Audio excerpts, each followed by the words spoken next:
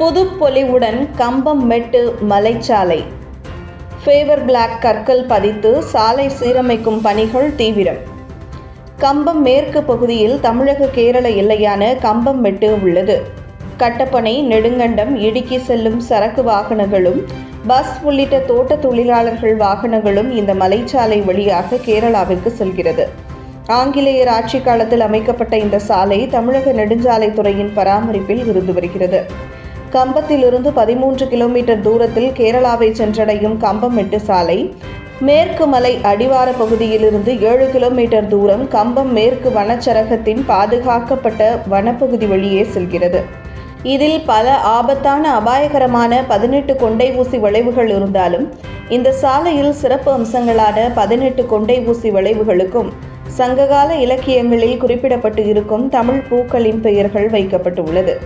சங்க இலக்கியங்களை நினைவுபடுத்தும் விதமாக குறிஞ்சிப்பூ, முல்லைப்பூ, மருதப்பூ, வெற்றிப்பூ மற்றும் 18வது கொண்டை ஊசி வளைவான தாமரைப்பூ என ஒவ்வொரு கொண்டை ஊசி வளைவிற்கும் தமிழக அரசின் நெடுஞ்சாலைத்துறையின் சார்பாக பூக்களின் பெயர் பலகைகள் வைக்கப்பட்டுள்ளது.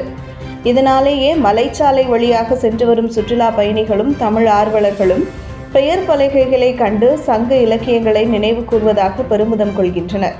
இதில் 18வது கொண்டை ஊசி வளைவு அருகே சுமார் 200 மீட்டர் வரை உள்ள மலைச்சாலை பருவமழை காரணங்களாலும் சாலையில் அவ்வப்போது ஏற்படும் நீரூற்றுகளாலும் அடிக்கடி சேதமடைந்தது. இதனால் அப்பகுதியில் மட்டும் சாலை குண்டும் குழியுமாக இருந்தது. இந்த நிலையில் கடந்த சில நாட்களுக்கு முன் கம்பத்தில் இருந்து வைக்கோல் கட்டு ஏற்றிச் சென்ற பிக்கப் ஜீப் இந்த வளைவில் சாலையில் கவிழ்ந்து ஒருவர் பலியானார். இதனால் இந்த சாலையை சரி செய்ய வாகன ஓட்டிகள் கோரிக்கை விடுத்தனர். இதையடுத்து இச்சாலை பகுதி சேதமடைவதை தவிர்க்க நிரந்தர தீர்வாக ஃபேவர் பிளாக் பதிக்கும் பணிக்கு ஒப்பந்தம் கோரப்பட்டது.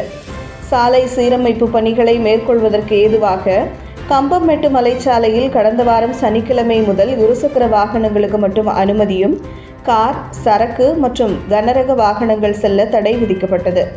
இந்த நிலையில் ஃபேவர் பிளாக் கற்கள் பதிக்கும் பணிகள் தொடங்கியதால் இருசக்கர வாகனங்களுக்கும் தடை விதிக்கப்பட்டது. இதனைத் தொடர்ந்து மலைப்பாதை சாலையோரத்தில் ஊற்று தண்ணீர் செல்ல வடிநீர் கால்வாய் அமைக்கும் பணியும் தார் சாலை பெயர்க்கும் பணியும் நடைபெற்று முடிந்த நிலையில் நேற்று முதல் ஃபேவர் பிளாக் கற்கள் பதிக்கும் பணிகள் தொடங்கியது. மேலும் ஒவ்வொரு வளைவுகளிலும் சேதமடைந்த தடுப்புச் சுவர்களை புதுப்பித்து வர்ணம் தீட்டி அதற்கான பணிகளும் நிறைவு பெற்றுள்ளது. இன்னும் ஒரு சில தினங்களில் கம்பம் மெட்டு மலைச்சாலை சீரமைப்பு பணிகள் நிறைவு பெற்று போக்குவரத்துக்கு விதிக்கப்பட்ட தடைகள் நீக்கப்படும் என எதிர்பார்க்கப்படுகிறது. தகவல்களை உடனுக்குடன் அறிந்து கொள்ள நமது டைகர் மீடியா சமூக வலைதளங்களை ஃபாலோ செய்யுங்கள்.